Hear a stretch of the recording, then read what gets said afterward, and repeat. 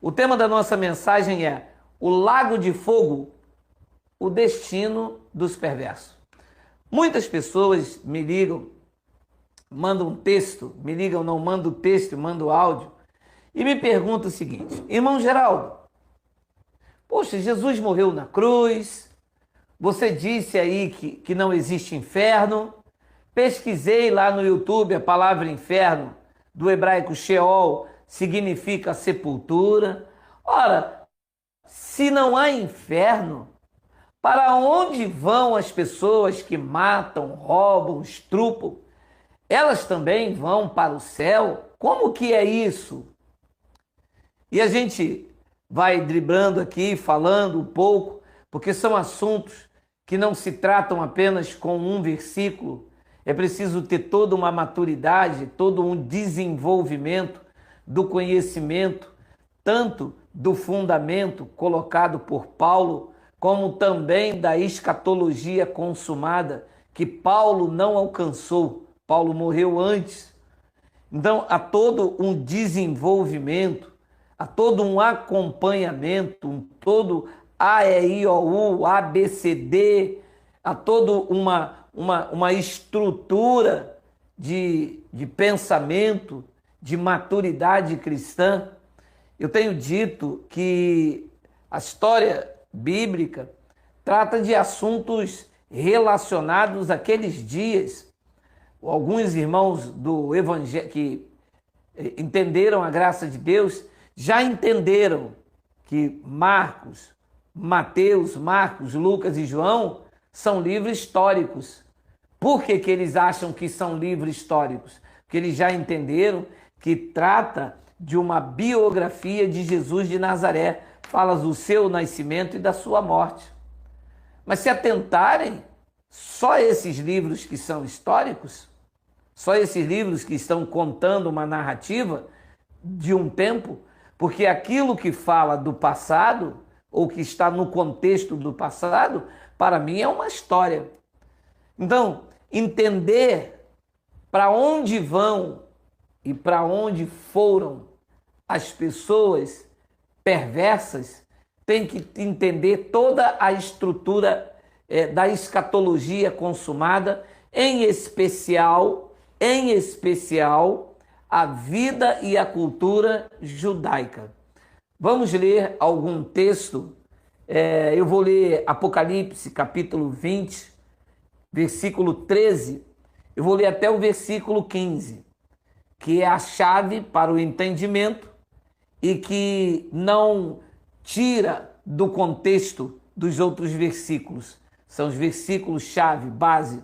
Olha lá, disse assim João, na ilha de Patmos: deu o mar os mortos que nele estavam. A morte e o além entregaram os mortos que nele havia, e foram julgados um por um segundo as suas obras. Versículo de número 14. Então, preste bastante atenção. Então, a morte e o inferno foram lançados para dentro do lago do fogo. Esta é a segunda morte, o lago de fogo. Pode parar. Pode parar isso aqui. Ora, meus irmãos, não é possível. Você não está vendo, não conseguem ver o que está escrito aqui. Se o inferno fosse um lugar de fogo, de castigo, como que o inferno ia ser jogado para dentro de um local? O inferno sendo jogado para dentro de um local. Tira aqui, tira o inferno aqui. Joga ele aonde? Joga ali dentro. Não tem como, abençoado. A história foi contada errada pela igreja. Agora continua lendo. Vamos ler de novo. Então a morte e o inferno foram lançados para dentro do lago do fogo. E o lago de fogo é o quê? É um lago de fogo, aonde está borbulhando chamas, aonde o inferno caiu ali dentro? Leia. Esta é a segunda morte, o lago de fogo. Então, o lago de fogo é a segunda morte. Depois ele diz no versículo 15: e se alguém não foi achado escrito no livro da vida, ou seja, se alguém não era um espírito predestinado, não era um salvo em Cristo, esse foi lançado para dentro do lago de fogo. Então, o lago de fogo, ali caiu, foi, parou, entrou a morte e o inferno para dentro do lago de fogo. E o lago de fogo era o quê? O lago de fogo no texto era a segunda morte. Então é preciso entender que esta palavra tem conotação judaica, isto era uma linguagem judaica, assim como toda a Bíblia tem uma linguagem de figura. Esta palavra lago de fogo é um paralelo entre o Geena. É uma metáfora. A chamada igreja fez um samba do crioulo doido. Misturou o lago de fogo com o inferno de fogo. Só que não existe inferno de fogo. Por quê? Porque inferno, do grego, do hebraico Sheol, quer dizer sepultura. Quer dizer que a sepultura, o Hades, foi lançado para dentro da segunda morte. Foi extinto. O Hades é que retia o corpo dos eleitos. Era o Hades que prendia os irmãos do primeiro século da era cristã. Era por isso que Paulo dizia o nosso corpo de humilhação. Por quê? Porque todos os irmãos que morriam naquele time da história ficavam retidos no Hades. Só que na primeira ressurreição, os que eram da vida eterna, Cristo reivindicou os seus espíritos. Esta é a primeira ressurreição, do qual a segunda morte não tem poder sobre eles. E aconteceu o quê? A segunda morte, que era um paralelo com o Geena. Na segunda morte, quem é que ficou? Os que não tinham espírito, os que não eram escritos no livro da vida, os não salvos, os filhos da perdição, a descendência do mal, os homens que praticam e violentam, que não têm o espírito, são sensuais, não têm temor de Deus, não têm, são braço esquerdo. São esses homens que estrupam sem rancor, que matam sem rancor. Paulo, nos seus dias, disse que eles eram vasos da ira preparados para a perdição. A perdição era a extinção eterna, é a morte eterna. Era disto que João estava falando quando usou a terminologia lago de fogo. E por que precisa conhecer a cultura judaica? E por que precisa conhecer a estrutura contextual judaica histórica?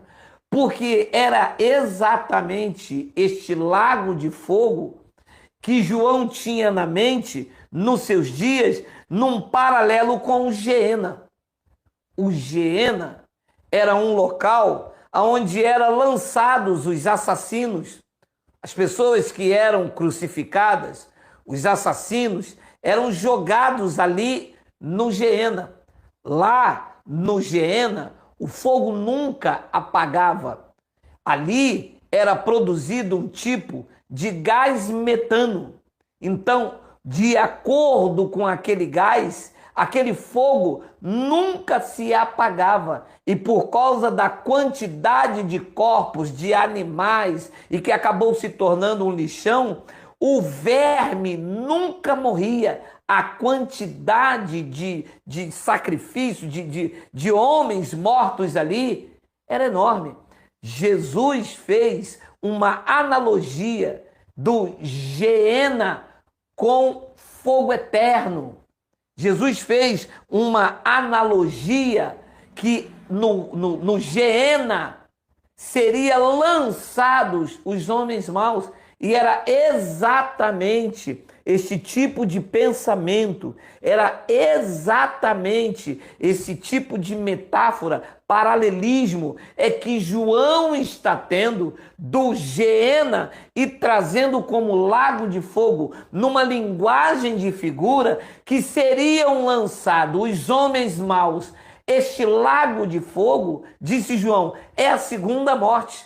Qual era a primeira morte? Era a ressurreição daqueles irmãos que estavam dormindo no Hades. E que quando o Hades foi vencido, quando a morte foi vencida, elas foram jogadas no lago de fogo, que quer dizer extinção eterna, morte eterna. Ali era o destino final de todos os homens que não tinham o seu nome escrito no livro da vida. No juízo, na parousia, na primeira ressurreição, os eleitos ressuscitaram, saíram do Geena. E os homens maus foram sentenciados, foram mortos para sempre, deixaram de existir. Teve morte eterna, vergonha eterna. Acabaram-se.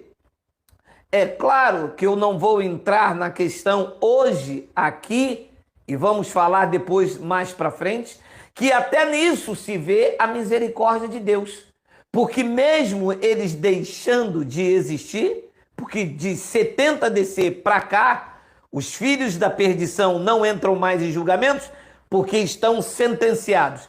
Assim também como a igreja não fica mais retida no Hades, porque a morte foi vencida, a morte foi tragada pela vitória. E uma vez que em 70 DC a igreja que não passou pelo juízo já foi arrebatada no seu espírito, a nova Jerusalém já está estabelecida, nós já estamos reinando em vida, em perfeita vitória, em nível espiritual, assim também todos os vasos da ira terão, quando morrer, a morte eterna. Deixam de existir, acabou. Enquanto os eleitos têm a vida eterna. E alguém me pergunta, então, qual é a diferença? A diferença é que você vai viver a vida eterna e eles a vida é apenas nesta terra. Lembra que Paulo disse, se esperamos em Cristo somente nesta vida, somos os mais infelizes dos homens.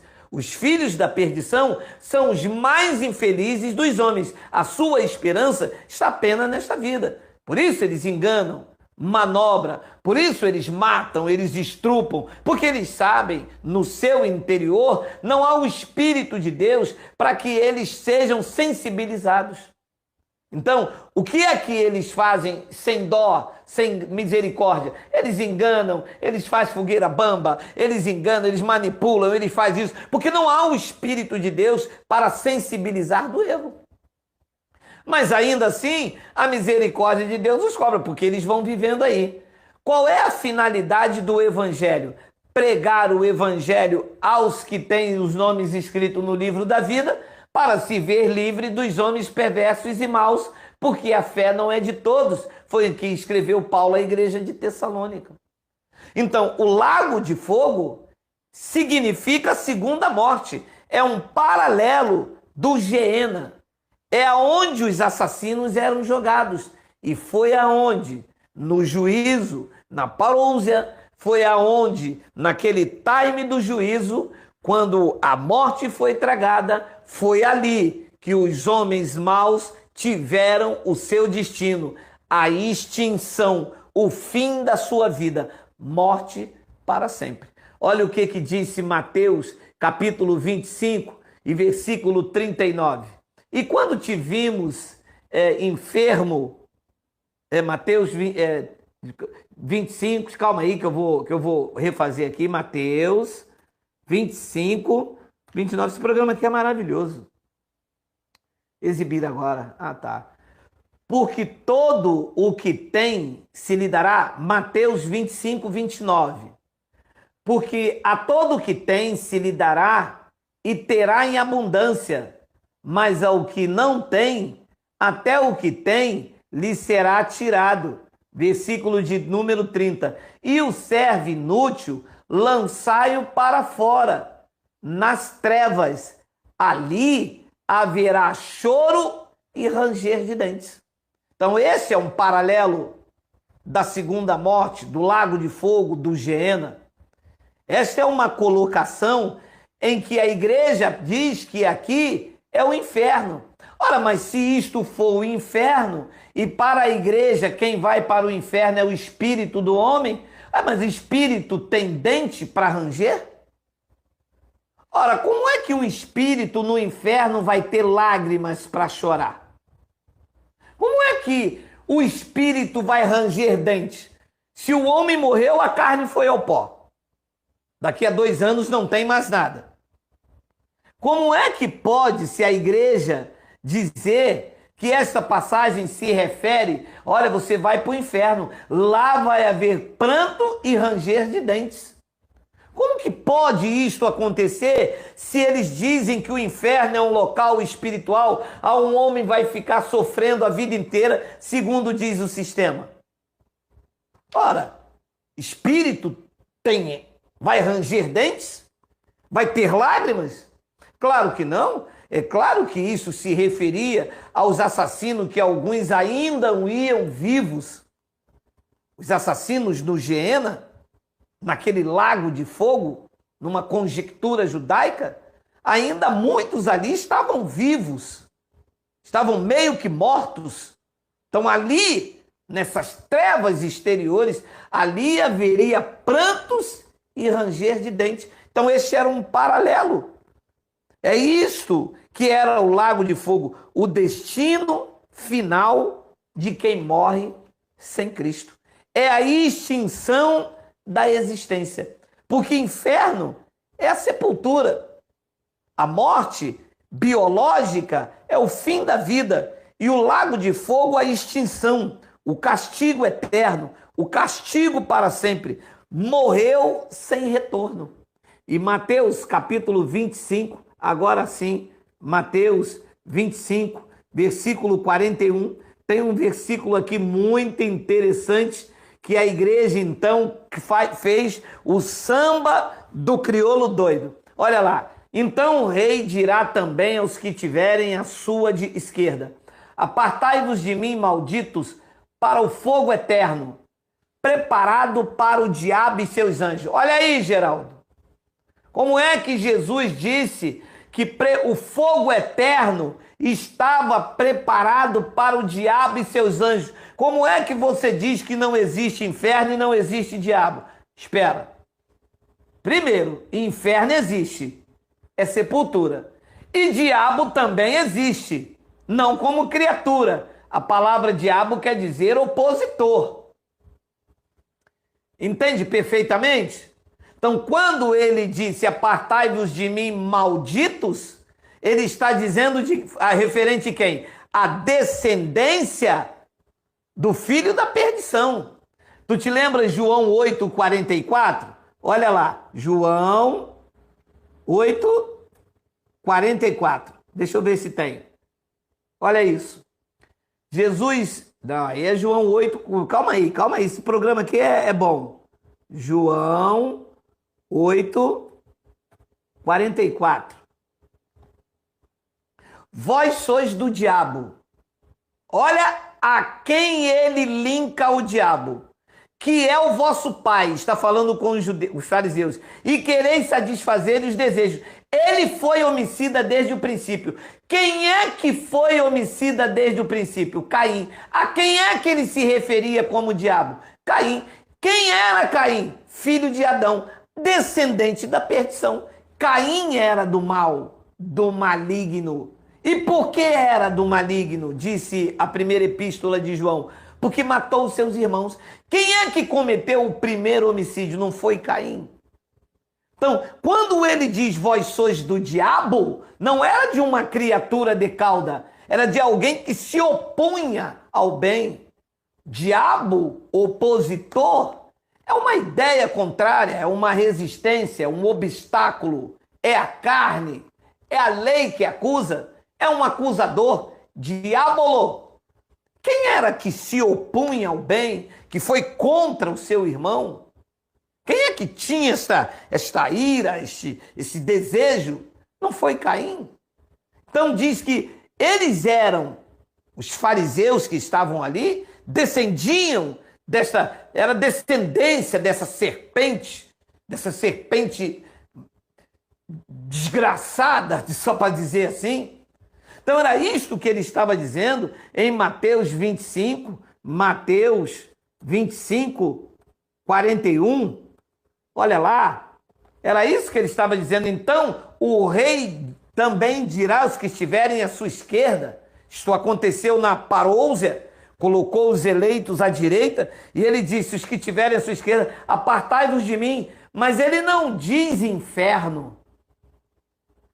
É a igreja evangélica que fez o samba do crioulo doido, misturou a palavra fogo eterno com inferno. Inferno é sepultura. Fogo eterno aqui é uma metáfora, um paralelo com o lago de fogo. Fogo eterno é uma força de expressão. Era como Geena, o fogo que não se apagava nunca e o seu verme nunca morria. Então, este fogo eterno, este lago de fogo, esta segunda morte, esta extinção da vida para sempre, estava preparada para quem? Para o opositor, a árvore genética dos filhos da perdição e todos os seus mensageiros. Anjos quer dizer mensageiros, aqueles que tinham aquele desejo de satisfazer-lhe o Pai, como disse Jesus em João 8,44, o lago de fogo, numa alusão ao Geena, ao fogo eterno. Isto era uma linguagem de figura, uma força de expressão para um castigo que duraria para sempre. É como eu usar uma expressão, diz assim, o asfalto está pegando fogo. É uma força de expressão para as pessoas entenderem a dimensão que está o calor. Então, quando Jesus disse para o fogo eterno, não era o fogo. Ele estava fazendo uma alusão ao castigo que duraria para sempre. Porque vocês sabem que fogo na Bíblia significa o quê? Juízo. Olha aí o que diz Lucas 3,16, se eu não me engano. Disse João a todos, eu, na verdade, vos batizo com água. Era o batismo de João, era só com água. Mas vem o que é mais poderoso do que eu, do qual eu não sou digno de desatar-lhe as correias da sandália. Ele, o mais poderoso que João, vos batizará com o Espírito Santo e com fogo. Então, os eleitos, os que têm os nomes escritos no livro da vida, receberiam o batismo com o Espírito Santo. E os não eleitos, os filhos da perdição, receberiam o fogo, o juízo, o fogo eterno, o lago de fogo. Porque fogo, na linguagem judaica, significa o juízo. Significa o que iria consumi-los. É por isso que em Judas, capítulo 1, versículo 7, tem uma palavra semelhante a julgamento, a juízo, a consumir. Leia, disse Judas no capítulo 1, no versículo 7, como Sodoma e Gomorra e as cidades circunvizinhas, que havendo-se entregado à prostituição, como aqueles seguindo após outra carne, são postas para exemplo do fogo eterno, sofrendo punição. Esta cidade aqui pegou fogo. A pergunta que eu faço aos senhores é, esta cidade está pegando fogo até hoje? Porque lá, segundo Judas, estava o exemplo de um fogo eterno bíblico. Capite birimbau benevere eu lhe rogo Brenner. Entendeu?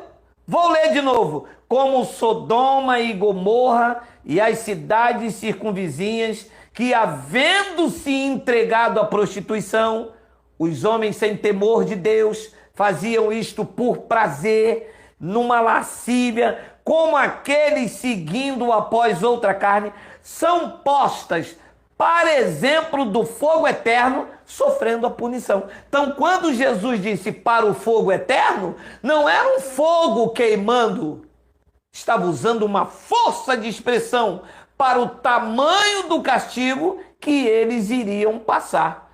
Quando João disse lago de fogo, não era igual aqui no Rio de Janeiro, a praia qual é a minha esposa? A praia do... Não, que a mulher diz que cada mergulho é um fresh. Ali a praia de Ramos, que lá que cada mergulho é um fresh. Não era um lago de fogo. Não. Um lago de fogo, você leu, era a segunda morte. Era a extinção. Então era isto que Jesus estava falando. Um paralelo, uma metáfora. Fogo, juízo. Seriam consumidos. Seriam uma devastação. No juízo, na sentença, não tinha apelo.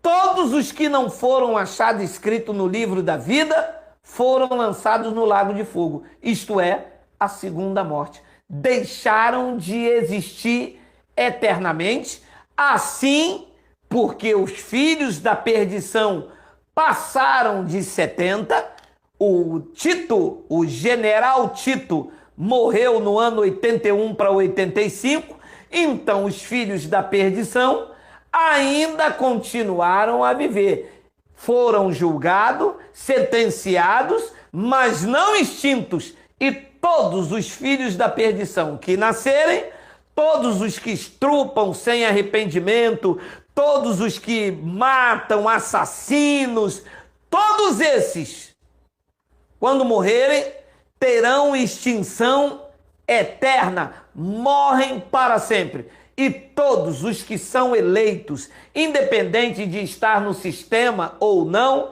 ou independente de estar na bruxaria ou não, se são eleitos, uma hora darão fruto de boas obras. Esses, a morte não prevalecem, porque já foram arrebatados espiritualmente, estão apenas cumprindo os seus dias nesta terra. Esta é o entendimento do que é lago de fogo. E se isso responde para você, para onde vai os homens que morrem sem Cristo? Serão exterminados para sempre. Deixarão de existir. São palhas secas que estão verdes, caem, o vento bate e deixam de existir. Os filhos de Deus não. Os filhos de Deus são espíritos revestidos de carne, estão vivendo uma experiência humana nesta terra, e quando cumprirem seus dias, este tabernáculo terrestre, a linguagem usada por Paulo, desce ao túmulo, não fica lá, porque fazem parte da primeira ressurreição, e os seus espíritos voltam para Deus e, como embaixadores de Cristo, retornarão ao Pai depois da sua missão diplomática. Os demais homens, não. São como Adão, são terreno, são animal, são diabólicos, com D minúsculo, são maquinadores do mal, caluniam, não têm temor de Deus, fazem isto por puro prazer e para satisfazer as suas paixões. Leia o que disse Judas, capítulo 1, versículo de número 12. Estes homens são como rochas submersas em vossas festas de fraternidade, banqueteando-se juntos sem qualquer recato, pastores que a si mesmos se apacentam, nuvens sem águas impelidas pelo vento, árvores em plena estação dos frutos, destes desprovidos, duplamente mortas e desarraigadas. Olha como são os homens que caíram em 70 descer no lago de fogo e que, na medida dos seus fins, como eles são. Vou repetir, estes homens São como rochas submersas em vossas festas de fraternidade, banqueteando-se juntos sem qualquer recato. Pastores que a si mesmos se apacentam, nuvens sem águas impelidas pelos ventos, árvores em plena estação dos frutos, deste desprovida, duplamente mortas e desarraigadas. Ondas bravias do mar. Olha como os homens que não têm o Espírito de Deus são. Ondas bravias do mar, porque espumam as suas próprias sujidades, estrelas errantes, para quais tem sido guardado a negridão das trevas para sempre, o lago de fogo, a segunda morte. 14. Quanto a estes, foi o que também profetizou Enoque, o sétimo depois de Adão, dizendo: eis que vem o Senhor entre suas santas miríades. Olha, Enoque já profetizava o juízo sobre os filhos da perdição. Disse então no versículo 15: para exercer juízo contra todos, para fazer convicto todos os ímpios, acerca de todas as obras ímpias que impiamente praticaram, e acerca de todas as palavras insolentes que ímpios pecadores proferiram contra ele. Os tais, olha que palavra, meu irmão! Os tais são murmuradores, são descontentes, andando segundo as suas paixões. A sua boca vive propalando grande arrogâncias. São aduladores dos outros por motivos interesseiros.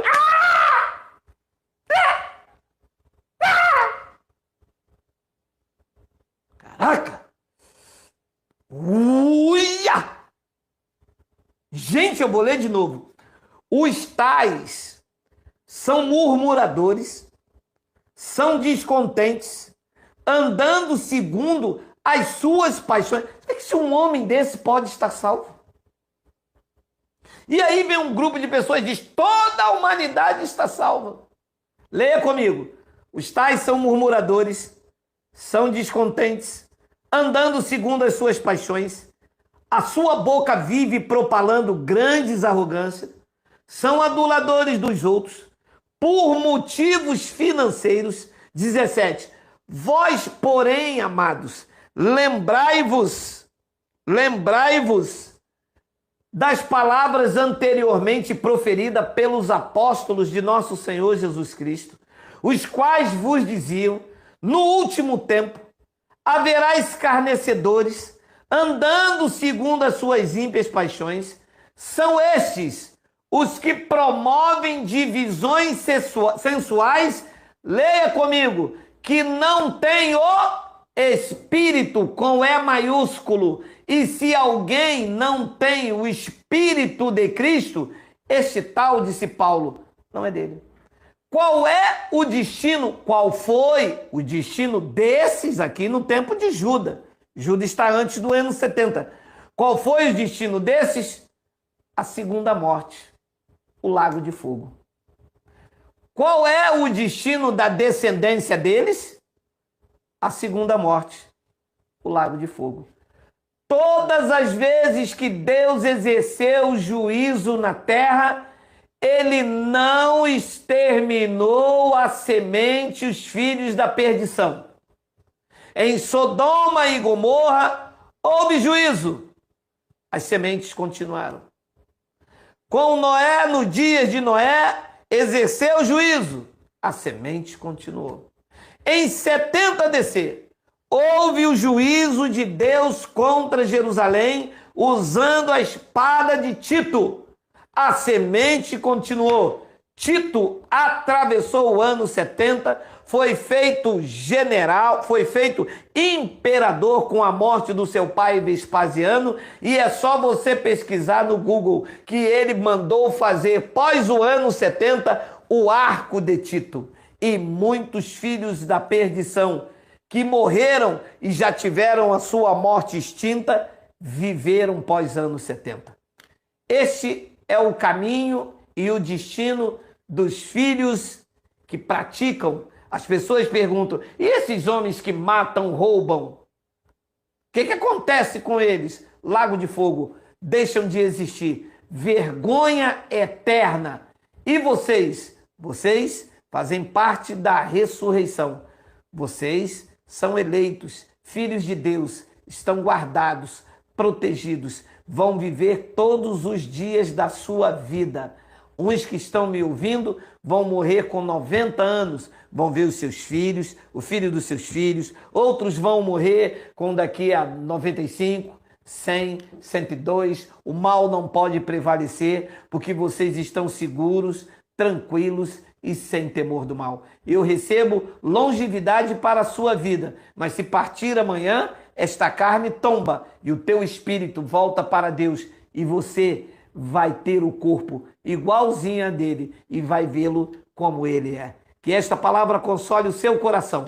Vou ficando por aqui. Amanhã, 8 horas da manhã, no Graça Sem Retoque, seu filho é homossexual, ou sua filha, ou a pessoa que nos ouve. E agora? Você quer descobrir? Não deixe amanhã, às 8 horas, eu e Jaqueline Moraes. Receba aí o meu grande abraço, o meu carinho, o amor não fingido, crescendo na graça e no conhecimento. Na melhor noite de nossas vidas, assim é, graça e paz. Graças a Deus, chegamos ao final de mais um vídeo. Eu espero ter te instruído com as verdades do Evangelho. Rompa com o sistema religioso.